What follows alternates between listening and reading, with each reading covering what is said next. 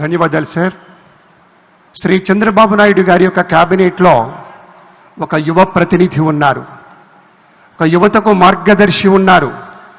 యువగళం పాదయాత్ర పేరుతో 226 రోజుల పాటు 4000 కిలోమీటర్లు రాష్ట్రమంతా తిరిగి సదవగాహనతోటి ప్రజా ప్రత్యక్ష అనుబంధం కలిగినటువంటి నేతగా, ఆధునిక ఆలోచనలకు ప్రతినిధిగా, రాష్ట్ర మానవ వనరుల అభివృద్ధి, IT, communications, electronics, real time governance శాఖ అమాత్యవర్యులు శ్రీ నారా లోకేష్ బాబు గారు.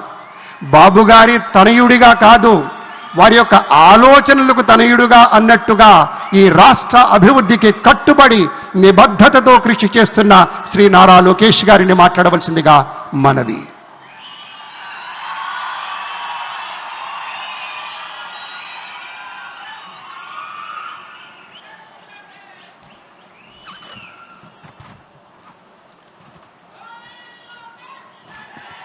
అమరావతి నమో నమః, అమరావతి నమో నమః, అమరావతి నమో నమః.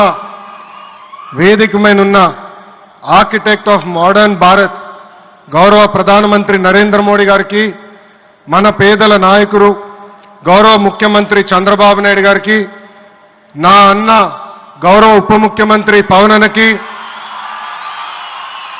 వేదికమైనున్న ఇతర గౌరవ పెద్దలకు, ప్రాణాలు సైతం లెక్క చేయకుండా అమరావతి కోసం పోరాడిన రైతులకు, ప్రజలకు నా హృదయపూర్వక నమస్కారాలు. ముందుగా పహల్గామ్ ఉగ్రవాద దాడిలో చనిపోయిన వారికి నేను నివాళులర్పిస్తున్నా. ఉగ్రవాదుల దాడిలో చనిపోయిన వారి కుటుంబానికి దేశం మొత్తం అండగా నిలబడుతుంది. పాకిస్తాన్ గీత దాటింది, అమాయకుల్ని చంపింది, చాలా పెద్ద తప్పు చేసింది. ఒక్క పాకిస్తాన్ కాదు, 100 పాకిస్తాన్లు వచ్చినా భారతదేశ నేలపై మొలిచిన గడ్డి కూడా పీకలేరు. 100 పాకిస్తాన్లకు సమాధానం చెప్పే ఒక్క మిసైల్ మన దగ్గర ఉంది. ఆ మిసైల్ ఏంటో తెలుసా? నమో గౌరవ ప్రధానమంత్రి నరేంద్ర మోడీ గారు. సింహం ముందల ఆటలు ఆడకూడదు, ఆడితే ఏమవుతుంది? మన సింహం నమో కొట్టే దెబ్బకి వరల్డ్ మ్యాప్లోనే పాకిస్తాన్ అని మిస్సింగ్ రావటం ఖాయం. ఈరోజు పాకిస్తాన్ ఆర్మీలో పనిచేసేవారు కొంతమంది రాజీనామా చేశారు, కొంతమంది సెలవులు పెట్టిపోయారు. దట్ ఈస్ మన నమో. నమో కొట్టే దెబ్బకి పాకిస్తాన్ దిమ్మ తిరుగుతాం ఖాయం. ఈరోజు నేను గర్వంగా చెప్పగలుగుతున్నా, ఎంటైర్ నేషన్ స్టాండ్స్ విత్ మన నమో. కేంద్రం ఈరోజు కులగణన చేయాలనే నిర్ణయం తీసుకుంది. ఇది ఒక నిర్ణయం కాదు, ఇది ఒక సంచలనం. Where others hesitated for decades, Namo acted, rewriting history with courage. True to his commitment to empower the marginalized and deprived, Namo's bold stroke will deliver social justice in its truest form. నమో గారికి ఆంధ్రప్రదేశ్ అన్న, అమరావతి అన్న ఎంతో ప్రేమ. ఇప్పుడు ఆయన ఢిల్లీలో ఎంత బిజీగా ఉన్నారో మనందరూ తెలుసు. ఆయన ఈ కార్యక్రమానికి వచ్చారు. 2024 ఎన్నికల్లో ప్రజలు ఎన్డీఏ ప్రభుత్వానికి 94 సీట్లు గెలిపించారు. అందుకే మన ప్రధాని నమో గారు ఆంధ్రప్రదేశ్ కోరిన అన్ని కోరికలు తీరుస్తున్నారు. మొన్నే విశాఖపట్నానికి వచ్చి railway zone, NTPC green project, Nakkapalli bulk drug park కి నిధులు కేటాయించారు. ఏకంగా విశాఖపట్నం ఉక్కు ఫ్యాక్టరీని కాపాడారు. ఇప్పుడు అమరావతికి వచ్చి నిధులే కాదు పనులు కూడా ప్రారంభించబోతున్నారు. మనం ఒకసారి గతం కూడా గుర్తు చేసుకోవాలి.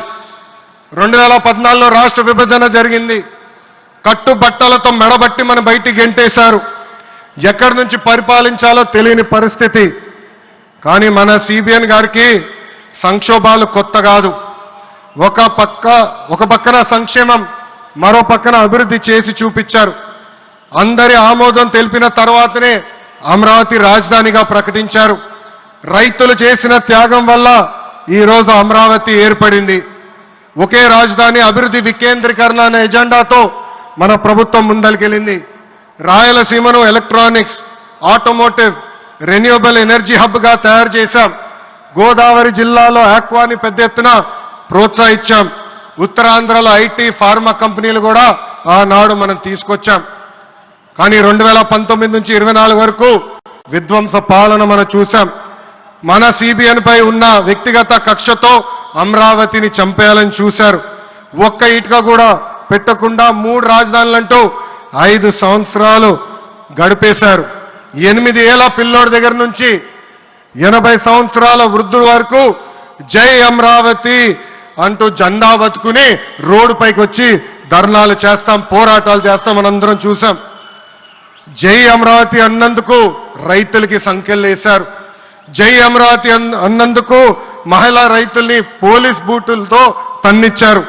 జై అమరావతి అన్నందుకు రైతుల్ని ఏకంగా పేడ్ ఆర్టిస్టులు అన్నారు. ఎన్ని అరాచకాలు చేసినా అమరావతి రైతులు తగ్గేదే లేదన్నారు. 1631 రోజుల పాటు అమరావతి ఉద్యమం కొనసాగింది. 2070 మంది రైతులు చనిపోయారు. సుమారుగా 3000 మంది రైతుల పైన ఆనాటి ప్రభుత్వం దొంగ కేసులు పెట్టింది. ఎన్ని కుట్రలు చేసినా జై అమరావతి అన్న నినాదం ఆపలేకపోయారు. అయినా ఆపేదానికి పీకేదానికి అమరావతి ఎవరో ఇంట్లో పెంచుకున్న మొక్క కాదు, జనం గుండెల్లో దాచుకున్న ప్రజా రాజధాని. అమరావతికి శంకుస్థాపన చేసింది ఎవరు? మన నమో శంకుస్థాపన చేసిన అమరావతి ఆపే దమ్ము ఎవరికి లేదు. 1631 రోజుల పాటు పోరాడి అమరావతిని నిలబెట్టిన రైతులకి నేను ఈరోజు శిరస్సు వంచి నమస్కరిస్తున్నాను. ప్రధాని నమో గారి చేతి మీదుగా అమరావతి పనులు తిరిగి ప్రారంభం అవుతున్నాయి. ఇంకా అమరావతి అన్స్టాపబుల్. అభివృద్ధి వికేంద్రీకరణ అంతే స్పీడ్గా జరిగిపోతుంది. Polavaram, Visakha steel plant, Bhogapuram airport, Prakasam జిల్లాలో CBG plant, Kurnool high court bench, ఇలా అన్ని కార్యక్రమాలు జెట్ స్పీడ్తో జరుగుతాయి. ప్రజాప్రభుత్వం ఏర్పడిన 10 నెలల్లోనే 8 లక్షల కోట్ల పెట్టుబడితో వాటి ద్వారా 5 లక్షల మందికి ఉద్యోగాల అవకాశాలు కల్పించడానికి అనేక నిర్ణయాలు మేము తీసుకున్నాం, ఒప్పందాలు కుదిరించుకున్నాం. అంతేకాదు 16,347 పోస్టులతో మెగా డిఎస్సి నోటిఫికేషన్ కూడా ఇచ్చాం. 5 ఏళ్లలో ప్రైవేట్ రంగంలో 20 లక్షల ఉద్యోగాలు కల్పించాలని ఒకే ఒక లక్ష్యంతో ఈ ప్రజాప్రభుత్వం పనిచేస్తుంది. ఆంధ్రప్రదేశ్లో ఇప్పుడు డబుల్ ఇంజిన్ సర్కార్ ఉంది. 2 పవర్ఫుల్ ఇంజిన్లు. ఒక పక్కన మన నమో, మరో పక్కన మన సిబిఎన్ గారు. అభివృద్ధి సంక్షేమం అనేది జోడెద్దుల బండి. ఎన్ని ఇబ్బందులు ఉన్నా సంక్షేమ కార్యక్రమాలు అమలు చేస్తూ అభివృద్ధి పరుగులు పెట్టిస్తున్నారు మన సిబిఎన్, మన పవన్ అన్న. ఇంకా మనకి తిరిగే లేదు. ఇది తెలుపుకుంటూ గౌరవ ముఖ్యమంత్రి గారు ఎప్పుడూ మన పైన ప్రేమ చూపిస్తూనే ఉన్నారు. మనం అడిగిన అన్ని కోరికలు తీర్చుకుంటూనే వస్తున్నారు.